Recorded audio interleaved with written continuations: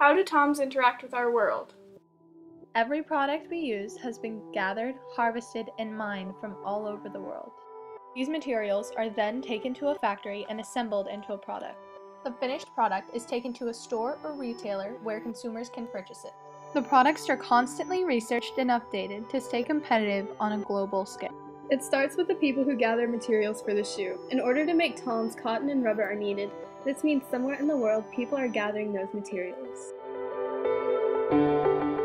These workers are probably paid very little, work for many hours harvesting these materials, and few of them ever see or use a finished product. However, Toms generates some money in these communities by giving them a buyer of their goods.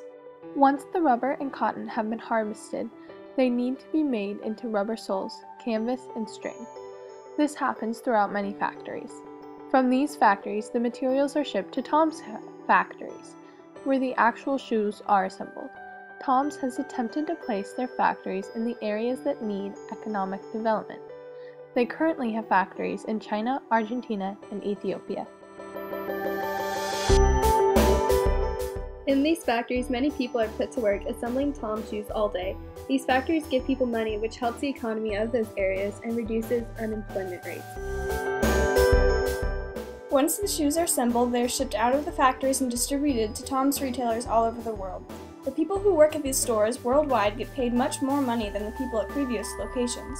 More retailers sell Toms because of their one-for-one policy and inspires people to buy their shoes.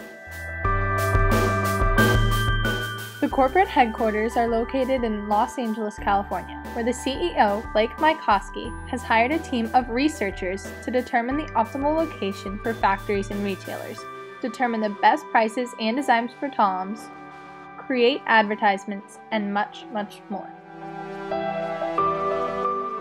Does this impact the environment? Toms is known for their environmentally friendly approach to manufacturing shoes.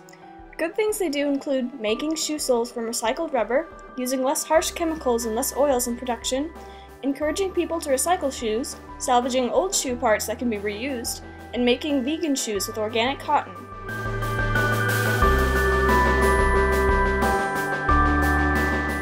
Although Toms has attempted to have a less negative impact on the environment, some pollution is inevitable.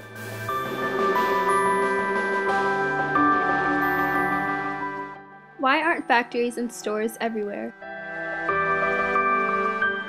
Toms generally sells in countries that have more money to spend on consumer goods, such as MDCs.